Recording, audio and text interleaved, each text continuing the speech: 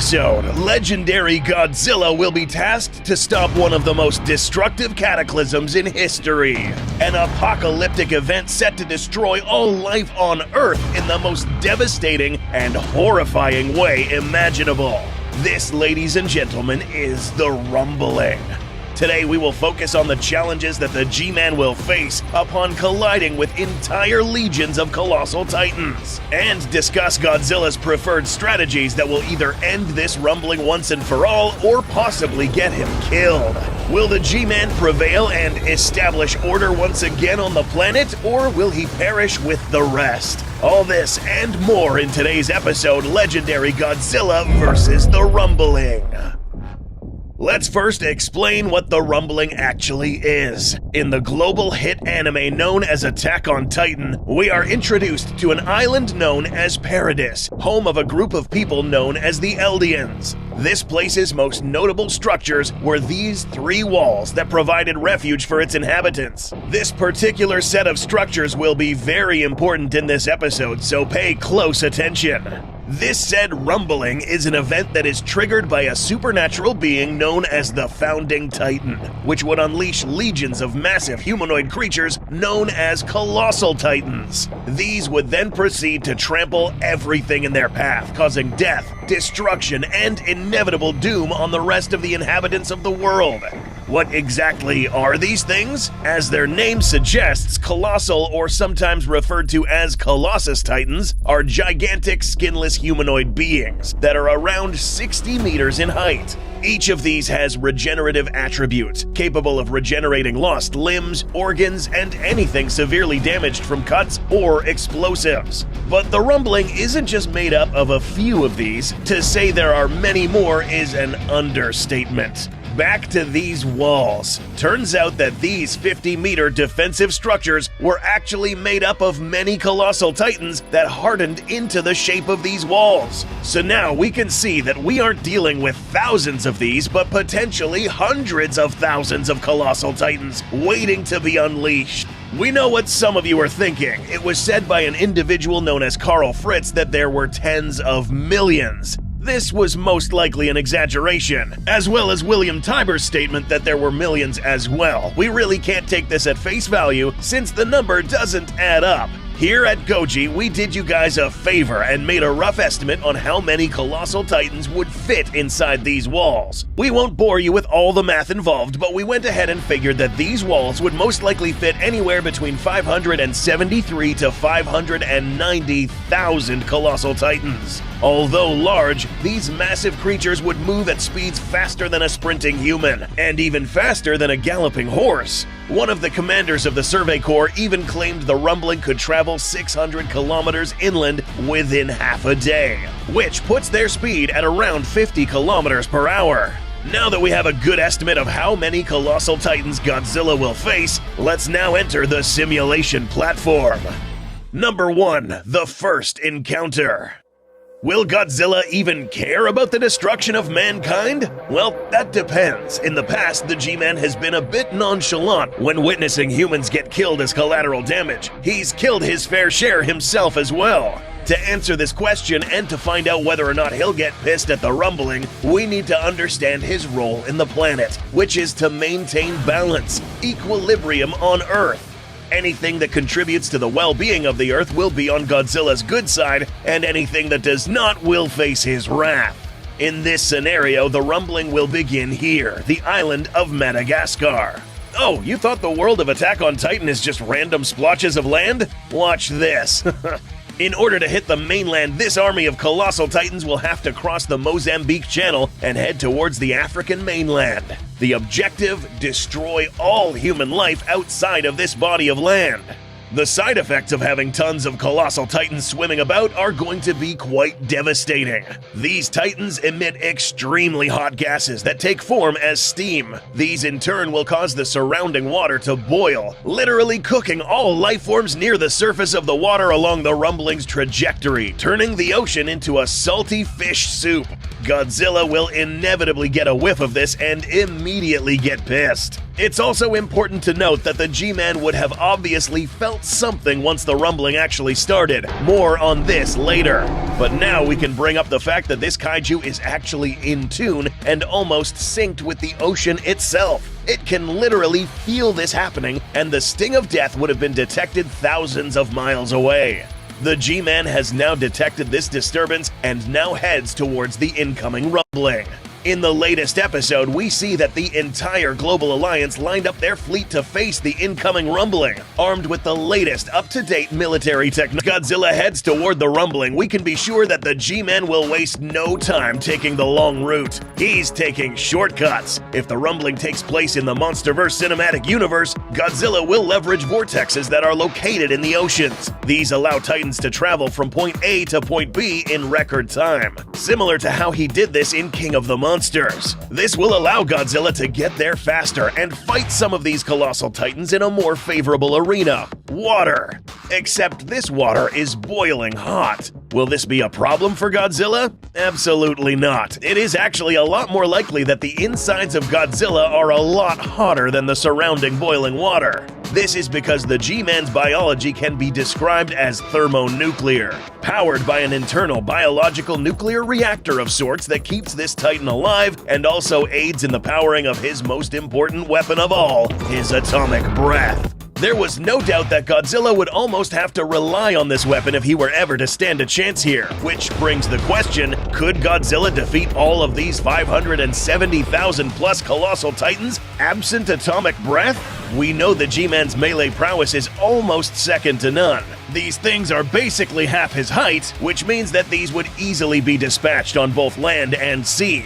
On land, the G-Man could rely on his impressive set of jaws, clawed hands, and a sledgehammer of a tail that would tear these things apart. On water, Godzilla would have to just swim through them, leveraging his sharp dorsals with his dorsal slice maneuver. The problem with this is that it would take the G-Man weeks or even months to catch up and destroy every single individual colossal titan without taking any breaks, only to turn back and find that these things will regenerate after getting all cut up. Oh yeah, if you didn't know, the only way to effectively kill these types of titans is a cut through the nape. And even with Godzilla's habit of cutting off heads, this will take too long a time to kill all colossal titans. This is where the atomic breath comes into play. But can Godzilla kill all the colossal titans with atomic breath? We would like to say yes, but that all depends on several factors, such as how spaced out or densely packed they are in a given area, how they are arranged, and how far this atomic breath can reach. In GVK, we witnessed Godzilla literally aim towards the center of the Earth and blast a hole through the crust and mantle, reaching the surface of the hollow Earth. But how much atomic breath was this, and how far did it reach? The crust of the Earth can vary in depth anywhere from 5 to 100 kilometers, depending on where you're standing. The mantle can reach depths of up to 2,900 kilometers. Why is this information important? Well, if we compare this distance to the added lengths of all the walls in Paradise Island, which in turn gives us a good estimate of how many colossal titans would fill this distance, we see that if we line up all the colossal titans side by side, this would still be a larger distance than what Godzilla blasted through in Hong Kong. Admittedly, stone, sediments, metal, and molten rock are a lot more difficult to blast through than tall, fleshy monsters. Yet this distance is still many times shorter than this line of titans. Godzilla could probably wipe out most of the colossal titans, but would be heavily, if not totally, depleted of energy at the end. And that's assuming these titans are all at once placed in a single line. Remember, if Godzilla takes a break and recovers, the remainder of the colossal titans would continue their warpath of destruction. So perhaps trying to take out every single one of these titans is not the best idea. Would Godzilla figure this out? Yes, and here's why. Number 2, the Alphas.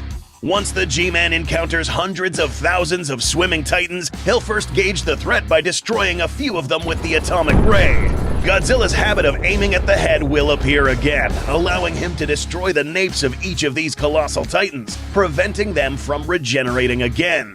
But upon looking at the horizon and seeing the plethora of colossal titans, the G-Man now has a decision to make. Waste his time trying to take out all of these smaller titans or going to the source of the problem. That's right, alpha titans such as Godzilla process things more differently than you might think. Upon seeing how all of these creatures are moving with a single purpose, he'll immediately confirm that there is in fact something else controlling these Titans. Something is telling them what to do. Another leader. Another alpha. If you know legendary Godzilla, you'll know where this is going. One of Godzilla's many attributes is the ability to detect other Alpha Titans around the globe, or at least determine the existence of another giant monster assuming a leadership role. In the past, we've seen a similar scenario where the G-Man determined that this janitor swarm was actually led by a larger specimen. By observing their behaviors, Godzilla was quickly able to determine that there is in fact someone behind all of this, and instead of wasting its atomic breath and energy on 500,000 of these colossal titans, he's heading for the source. Godzilla will now try to take out the Founding Titan. Now, it is quite possible that this Founding Titan could literally be anywhere, which means getting to it would be an uphill battle of pushing through hundreds of thousands of colossal titans, and at this point it could have already made landfall. In this scenario, Godzilla pushes through tons of colossal titans, cutting through them like a hot knife through butter, blasting his way through walls of meat, leaving piles of burnt flesh in his wake. At last, the G-Man has reached the Founding Titan, but is met with a nasty surprise. This thing is a lot bigger than he imagined. The man controlling this massive creature is known as Eren Yeager, who just recently acquired the full power of the Founding Titan, and whose Titan's embodiment resembles something never seen before. This eccentric shape possibly is a result of Eren's head being detached from his body upon transformation, creating this long, massive line of rib-like structure. There are no real concrete official sizes, but by observing how it compares to the surrounding colossal titans, we can conclude that Eren's Founding Titan towers over Godzilla at approximately 350 meters in height. Yeah, that's taller than the Eiffel Tower, and anywhere between 800 to 900 meters in length. Godzilla is now dwarfed, but size is the least of things here. This thing has some serious abilities up its sleeve.